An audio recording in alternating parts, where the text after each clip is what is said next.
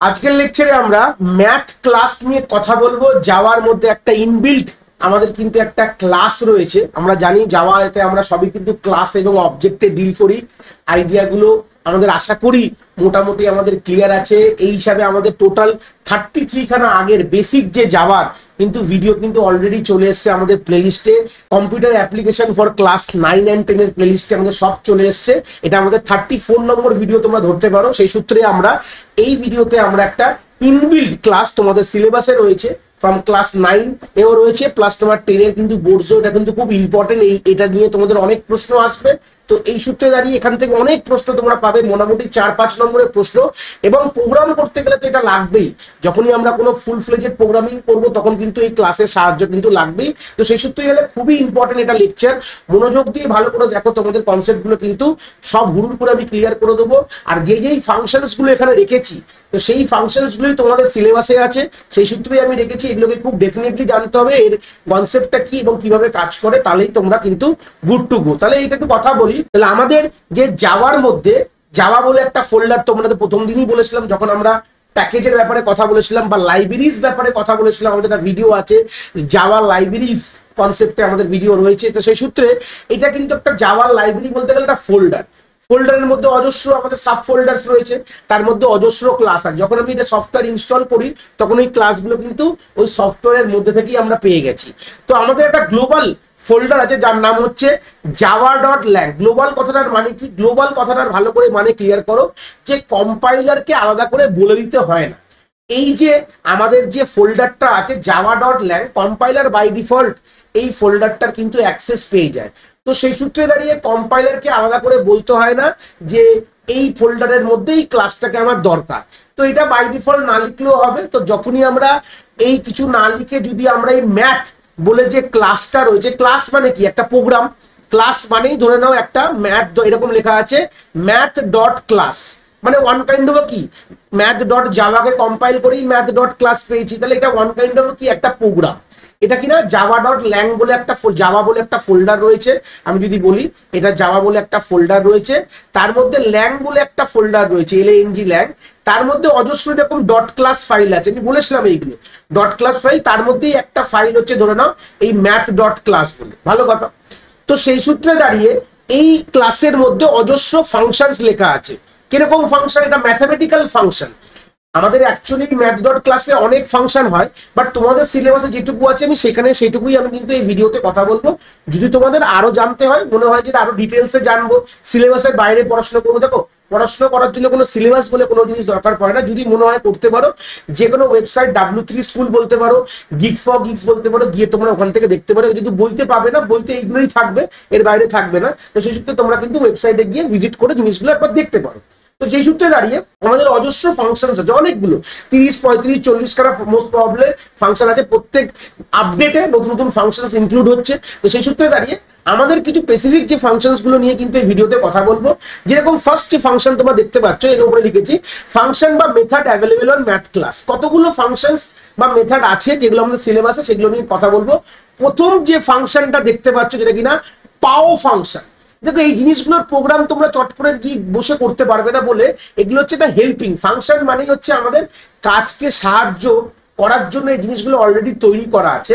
তো আমাদের এদের ব্যাপারে জানতে হবে, জানলেই আমরা এগুলোকে ব্যবহার করে আমাদের কাজগুলো, দৈনন্দিন জীবনের কাজগুলো করতে পারবো। যেরকম হচ্ছে বলছি পাওয়ার, আমি যদি লিখি 3 টু দি পাওয়ার 4, তো তোমাকে যদি এই কনসেপ্টটাকে বলা হয় 3 টু দি পাওয়ার 4 মানে কি 3 কে আমরা 4 বার গুণ করছি। তোমাকে যদি এই 4টা নিজেকে করতে বলা হয় যে write a program to calculate a power of a number, ভালো কথা। তো তুমি ইনপুট নেবে, 3 কে ইনপুট নেবে, 4 কে ইনপুট নেবে। তুমি ফর লুপ অলরেডি জেনে গেছো, তো 3 কে আমি 4 বার গুণ করলেই আমি পেয়ে যাব। তো এই জিনিসটা তোমাকে আর করতে হবে না, এটার জন্য একটা ফাংশন বাই ডিফল্ট রয়েছে আমাদের ম্যাথ ক্লাসের মধ্যে। তুমি এই ফাংশনটাকে নর্মালি কল করলেই কিন্তু কাজ হয়ে যাবে, তোমাকে কোনো কিছু করতে হবে না।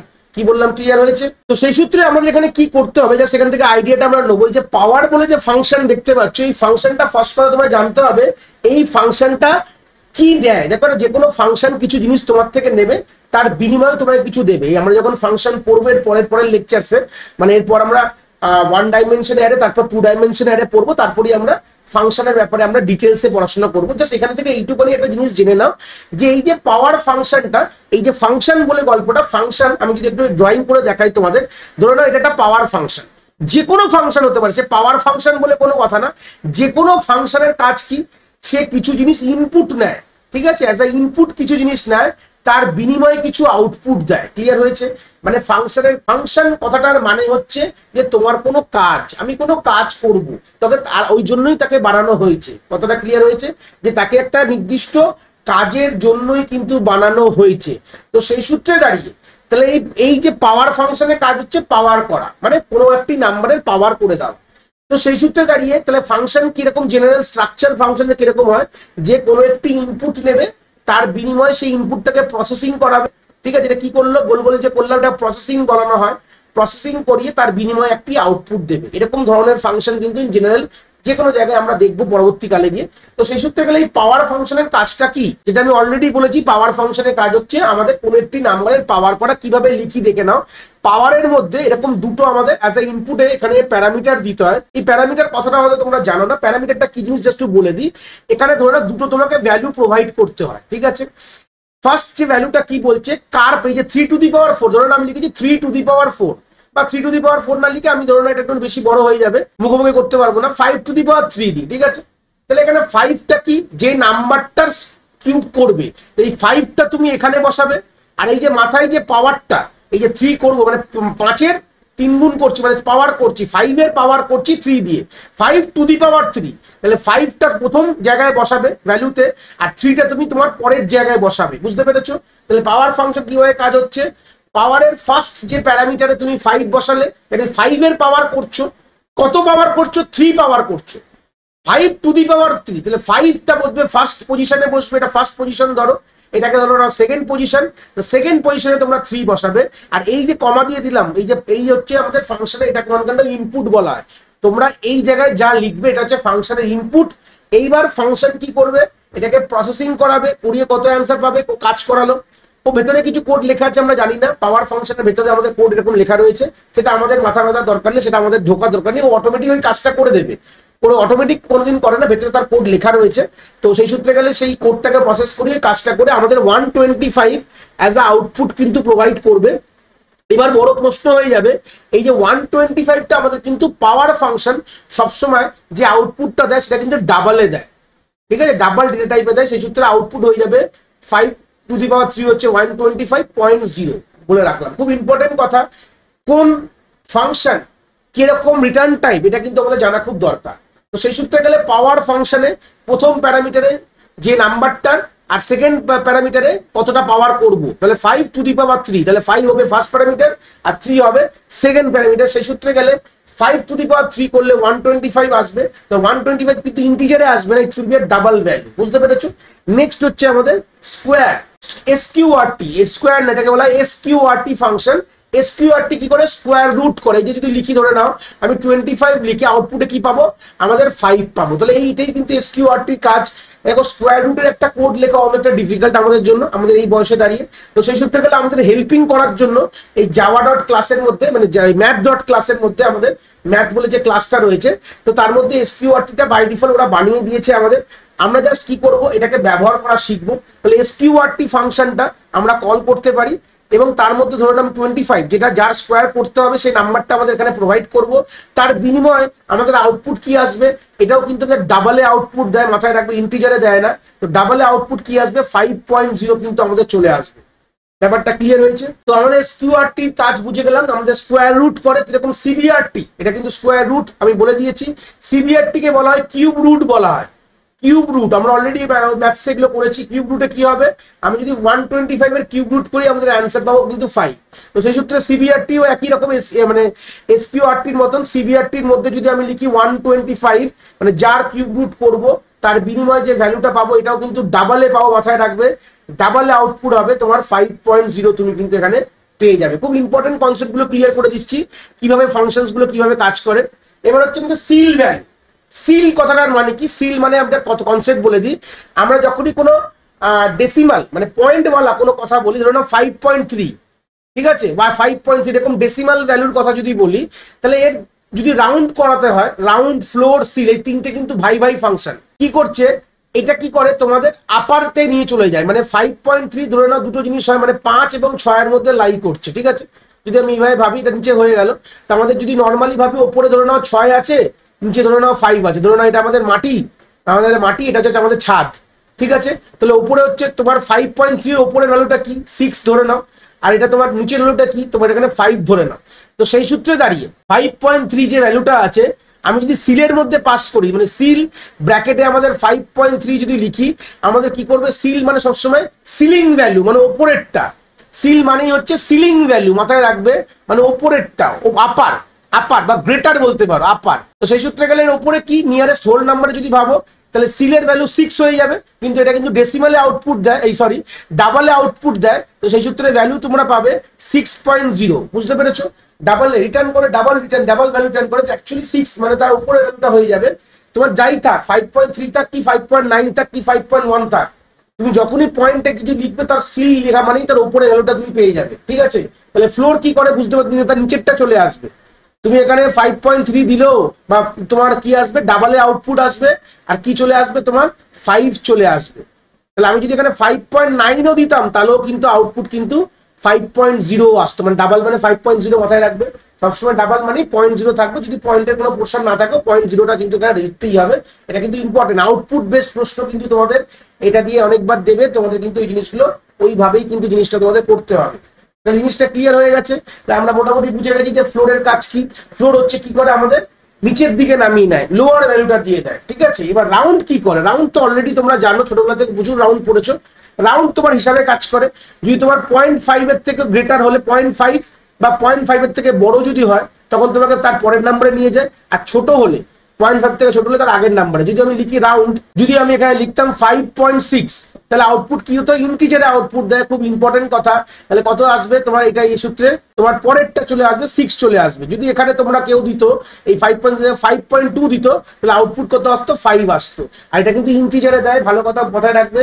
আমাদের যেগুলো ডাবলসে দেওয়ার সেটাও বলে দিয়েছি, যেটা ইন্টিজারে দেওয়ার সেটাও কিন্তু বলে দিচ্ছি। তোমাদের এই জিনিসগুলো কিন্তু কোনোভাবে ভুল করবে না, পরীক্ষায় কিন্তু এরকম ধরনের প্রশ্ন থাকবেই, তখন তোমরা ভুল করলে কিন্তু হবে না। নেক্সট চলে গেলাম হচ্ছে র্যান্ডাম। র্যান্ডাম নাম্বার কি করে, র্যান্ডামে কোনো প্যারামিটার দিতে হয় না, জাস্ট তোমরা যদি লিখবে র্যান্ডাম লিখে দেবে। র্যান্ডাম কি করে, তোমাদের 0 থেকে 1 এর মধ্যে যে কোনো একটি র্যান্ডাম নাম্বার, পয়েন্ট অবভিয়াসলি ডাবলসে রিটার্ন করে, মাথায় রাখবে ডাবল রিটার্ন করে, যে কোনো একটি পয়েন্ট ভ্যালু মানে যে কোনো একটি নাম্বার, র্যান্ডাম নাম্বার তোমাকে জেনারেট করে দেয়। ডাবল রিটার্ন করবে যে কোনো, সেটা আমার হাতে নেই, সেটা কম্পাইলার ডিপেন্ড করে। যে কোনো একটি নাম্বার 1 থেকে 0 এর মধ্যে যেন ইনফিনাইট নাম্বার হয়, এটা আশা করি বলার দরকার নেই। 0 থেকে 1 এর মধ্যে ইনফিনাইট নাম্বার হয়, তো যে কোনো একটি নাম্বার তোমাকে যত ডিজিটই হোক না কেন, পয়েন্টের পর অবভিয়াসলি পয়েন্টের পরই আসবে, পয়েন্ট ডাবলে আসছে মানে পয়েন্ট নাম্বারই আসবে, তোমাদের যে কোনো একটি ভ্যালু তুমি পেয়ে যাবে। এবার হচ্ছে এবিএস। এবিএস মানে অ্যাবসলিউট ভ্যালু, মানে আমরা ম্যাথসে যেরকম মড লিখতাম না এরকম ভাবে, মানে অ্যাবসলিউট, এখানে অ্যান্সার কি আসতো 21 চলে আসতো, তাহলে নেগেটিভকে পজিটিভ করে দেয়। যদি আমি এখানে -21 দিই, এটাও কিন্তু আমাদের ইন্টিজারে রিটার্ন করে, আর অ্যান্সার কি দেবে 21, মানে নেগেটিভ ভ্যালুকে পজিটিভ করে দেওয়ার কাজই হচ্ছে আমাদের অ্যাবসলিউট ভ্যালুর কাজ। মিনিমাম ফাংশন কি করে, দুটো ভ্যালুর মধ্যে মিনিমাম বা ম্যাক্সিমাম তোমাকে দেয়। ধরো না আমি এখানে 2 আর 3 দিলাম, তো অবভিয়াসলি মিনিমামকে 2 আর 3 এর মধ্যে 2, তাহলে 2 কিন্তু তুমি আউটপুটে পাবে। এটাও কিন্তু তুমি ইন্টিজারেই পাবে, কোনো অসুবিধা নেই, অবভিয়াসলি দেখে বুঝতেই পারছো ইন্টিজারেই পাওয়া উচিত। তাহলে সেই সূত্রে গেলে ম্যাক্সিমামও একইভাবে কাজ করে, এখানে দুখানা ভ্যালু নেয়, মিনিমাম দুটো ভ্যালু নেয়, এখানে ম্যাক্সিমামও যে পাওয়ারের মতন মিনিমাম ম্যাক্সিমাম দুটো করে ভ্যালু নেয়। এখানে যদি 2,3 দিতাম আমি, সেই সূত্রে গেলে আউটপুট এখানে ম্যাক্সিমাম 3 পেতাম। কেন কি দুটোর মধ্যে ম্যাক্সিমাম ভ্যালু হচ্ছে 3। এটাই হচ্ছে কিছু ফাংশন যেটা তোমাদের পরীক্ষায় আছে, তো সেগুলোকে ডিসকাস করলাম। এবার এটাকেই আমি একবার প্র্যাকটিক্যালি গিয়ে তোমাদের বুঝিয়ে দেবো, তাহলে এই কনসেপ্টটা তোমরা এখান থেকে ক্লিয়ার হয়ে যাবে। থিওরিতে সব জিনিসটাই বলে দিয়েছি, জাস্ট প্র্যাকটিক্যালি গিয়ে তোমাদের জিনিসটাকে দেখিয়ে দেবো যে কিভাবে অ্যাকচুয়ালি লিখতে হয় গল্পটা। দেখতে পাচ্ছ আমাদের ম্যাথ মডিউল বলে একটা ক্লাস আমি বানিয়েছি, তো সেই সূত্রটা কথা বলে দিই যে এই ফাংশনগুলোকে নর্মালি তো কল করলাম, তো ফাংশনগুলো এই ম্যাথ কথাটা দিয়ে কল করতে হবে, math.sqrt, যেটা ম্যাথ ক্লাসের মধ্যে বিলং করছে। কেন আমরা math.sqrt লিখেছি সেটা আমরা যখন ফাংশন যখন পড়বো তখন আরো ডিটেলসে দেখবো, কনসেপ্টটাকে ক্লিয়ার করে দিচ্ছি। যখন আমরা ফাংশনস পড়বো তখন কিন্তু আমরা ডিটেলসে দেখবো যে math.sqrt কথাটার মানেটা কি, what is the meaning of this thing. আমরা কিন্তু এটা কিন্তু ডিটেলসে কোথায় গিয়ে দেখবো, আমরা যখন আমরা ফাংশনটা ভালো করে পড়বো তখনই কিন্তু আমরা কনসেপ্টটা ভালো করে জিনিসটাকে বুঝবো। তো সেই সূত্রে দাঁড়িয়ে ম্যাথ কথাটা তোমাদের ইউজ করতে হবে। ম্যাথ ডট এসকিউআরটি, আর ম্যাথের এম কিন্তু বড় হাতের হবে, বলে রাখলাম ম্যাথের এম বড় হাতের হবে, আর ডট তারপরে ফাংশনগুলো সবই ছোট হাতে দেখতে পাচ্ছ, স্ক্রিনে দেখেই বুঝতে পারছো ওটা অলরেডি কম্পাইল কোড। সবগুলো ফাংশনের নাম ছোট হাতে লিখবে, আর যেরকম ভ্যালু তোমাদের বলেছিলাম সেরকম ভ্যালুগুলো তোমরা ব্র্যাকেটে দিয়ে দেবে। এখানে আমাদের এতে 25 আছে, আমি এখানে রেখেছি, আমি এগুলো সব নাম্বার দিয়ে দিচ্ছি, তোমরা এখানে ভ্যারিয়েবলও ইউজ করতে পারো, কোনো অসুবিধা নেই, ঠিক আছে। ডাইরেক্ট নাম্বার প্রোভাইড করে তোমাদের বুঝিয়েছি, তোমরা চাইলে এই যে ব্র্যাকেটের মধ্যে যে ভ্যালুগুলো দিয়েছো তোমরা এখানে ভ্যারিয়েবলও দিতে পারো, অবভিয়াসলি ভ্যারিয়েবলই দেবে অ্যাকচুয়ালি, তো ভ্যারিয়েবলও তোমরা এখানে ইউজ করতে পারো, কোনো প্রবলেম নেই। আমি এখানে ডাইরেক্ট নাম্বার দিয়ে তোমাদের বুঝিয়েছি যে কাজগুলো কি হয়, তোমরা চাইলে এখানে ভ্যারিয়েবল ইউজ করেও করতে পারো, একই ব্যাপার। তো সেই সূত্রে দেখতে পাচ্ছ যে আমরা ফাংশনগুলো প্রত্যেক স্কোয়ার রুটের জন্য সবই দেখতে পাচ্ছ স্ক্রিনে, আলাদা কিছু বলার নেই, সবই আমি হুবহু জাস্ট প্রিন্ট স্টেটমেন্টে লিখেছি তোমাদের ভ্যালুগুলো দেখানোর জন্য। তাহলে মোটামুটি একটা আইডিয়া পেয়ে গেছো। চলো এটা কম্পাইল করে দেখাই। তো কম্পাইল করে নিয়েছি, কোডটা দেখতে পাচ্ছ তোমরা। এবার যদি দুটোকে পাশাপাশি দেখলে বুঝতে পারতে যে 25 স্কোয়ার রুট ছিল 5, তোমরা যারা দেখে এসছো স্ক্রিনটা যদি পজ করে বা স্ক্রিনশট নিয়ে বা খাতায় লিখে দেখো, দেখবে তোমার মোটামুটি আউটপুট গুলো সবই সেম আসছে। আর বলেছিলাম র্যান্ডাম, বলেছিলাম কি দেয় 0 থেকে 1 এর মধ্যে যে কোনো একটি র্যান্ডাম নাম্বার দ্বারা ডিপেন্ড করে, যতবার চালাবে দেখবে কোন নাম্বার পাল্টে যাচ্ছে। যতবার এই কোডটাকে তোমরা লিখে চালাবে র্যান্ডামটাকে, তোমরা কিন্তু অটোমেটিক কি হবে, এটা ভ্যালু তোমার পাল্টে যাবে, ঠিক আছে, এই হচ্ছে ব্যাপার। তো সেই সূত্রে কথাটা কোনো বড় কথা না, এটা অটোমেটিক তোমার পাল্টাতে থাকবে। তো এটা হচ্ছে ম্যাথ ক্লাসের মধ্যে এতগুলো ফাংশন আমরা পড়লাম। মোটামুটি আমরা এখান থেকে 9টা-10টা ফাংশন মোটামুটি আমাদের সিলেবাসে আছে, 10টাই মোটামুটি অ্যাপ্রক্স নাম্বার, 10টা কি 11টা। তো সেই সূত্রে গেলে তোমাদের এইটুকুই, তোমাদের এর বাইরে কিন্তু কোনো প্রশ্ন তোমাদের আসবে না। এইটুকু দিয়ে তোমরা মোটামুটি সব রকম ক্লাস 9-10 যতগুলো কোশ্চেন আসে না কেন তোমরা এটা দিয়ে কিন্তু তোমরা কনসেপ্টটা পড়তে পারবে। তো এই ছিল কনসেপ্ট অফ ম্যাথ মডিউল। আশা করি তোমরা কনসেপ্ট এখান থেকে খুব ভালো করে বুঝতে পেরেছো। যদি ভিডিওটা ভালো লেগে থাকে অবভিয়াসলি একটি লাইক করো, আর বন্ধু বান্ধবের সাথে শেয়ারও করো যাদের সত্যিই দরকার এরকম ভিডিওর। আর হ্যাঁ, অবভিয়াসলি চ্যানেলে নতুন হলে চ্যানেলটাকে সাবস্ক্রাইব করে দিও এবং বেল আইকনটিকেও প্রেস করে দিও, তাহলে এরকম নতুন নতুন ভিডিওর নোটিফিকেশন তোমরা সবার আগে পেয়ে যাবে।